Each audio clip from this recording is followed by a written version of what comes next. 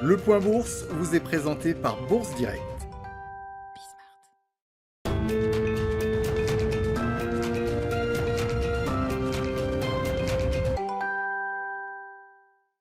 Clôture dans le vert ce soir pour le CAC 40 qui aura d'ailleurs passé une bonne partie de la journée malgré un petit passage à vide en milieu de séance. L'indice parisien gagne ce soir 0,61% à 6307 points. Les investisseurs ont tout d'abord pu prendre connaissance ce matin des indices PMI dans le secteur manufacturier. Des indices qui traduisent d'ailleurs une solidité du secteur au mois d'avril, même si les deux principales économies de la zone euro constatent un ralentissement de leur progression sur le mois. Dans le détail, l'indice PMI Markit dans le secteur manufacturier donc pour la zone euro ressort à 62,9 points au mois d'avril, son plus haut niveau depuis l'existence de l'indice en question, à savoir depuis 1997. L'Allemagne constate de son côté une activité manufacturière solide sur le mois, mais légèrement inférieure au mois précédent, ainsi qu'à sa première estimation, et ressort au final à 66,2 points. En France, le ralentissement est plus net. Le PMI manufacturier ressortait à 59,3 points au mois de mars. Il passe à 58,9 points au mois d'avril. Notons en revanche que l'Italie et l'Espagne voient leur activité manufacturière continuer sur leur lancée. Le PMI manufacturier ressort tout d'abord à 60,7 points en Italie sur le mois, un nouveau record, tandis qu'en Espagne, il ressort à 57,7 points, son plus haut niveau depuis plus de 20 ans. Côté statistique toujours, restons en zone euro tout d'abord et en Allemagne plus précisément où les ventes au détail ont progressé au mois de mars affichant une croissance de 7,7% par rapport au mois précédent et une croissance de 11% sur un an, un niveau que plusieurs observateurs attribuent à l'assouplissement des mesures de restriction.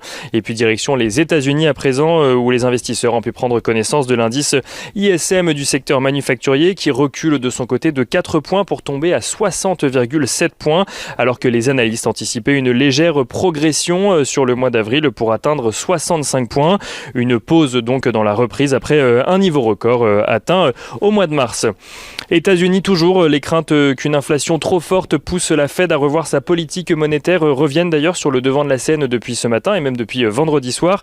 Et ce malgré les déclarations récentes de Jérôme Powell. En cause la progression de 0,5% de l'indice des prix PCE Core au mois de mars aux États-Unis. Un niveau conforme aux attentes mais qui témoigne de la plus forte progression de l'indice depuis 2018.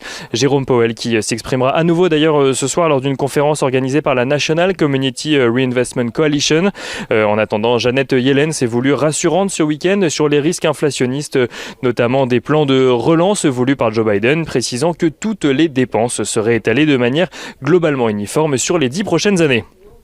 Aux États-Unis toujours, les investisseurs ont également en tête les propos du président de la Fed de Dallas qui constatait ce week-end des excès et des déséquilibres sur les marchés financiers alors que l'immobilier est selon lui à des sommets. Une situation qui fait dire à Robert Kaplan qu'il est impératif que les taux d'intérêt soient remontés d'ici à 2022. En attendant, les investisseurs peuvent suivre ce soir le rendement obligataire à 10 ans aux États-Unis qui progresse face à la situation actuelle et revient aux alentours des 1,62%.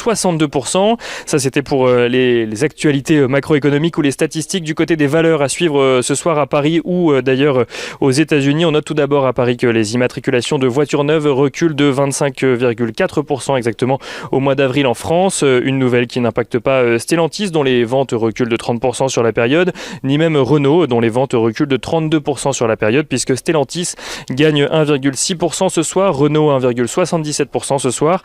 Mais dans le secteur automobile, toujours Faurecia gagne 1,16% tandis que Valeo gagne 1,15%. Et aux États-Unis, on note que Berkshire Hathaway, le fonds de Warren Buffett, publie de son côté un bénéfice d'exploitation trimestriel en progression de 20% à un peu plus de 7 milliards de dollars. Warren Buffett qui en a profité pour expliquer que la mode des SPAC sur les marchés financiers complique ses investissements alors que le groupe totalise actuellement 145,4 milliards de dollars de réserves de cash. Et on finit avec l'agenda de la journée de demain. Demain, les investisseurs pourront prendre connaissance des résultats trimestriels de AXA en France, mais également de Ferrari, Infineon ou encore Pfizer à l'international.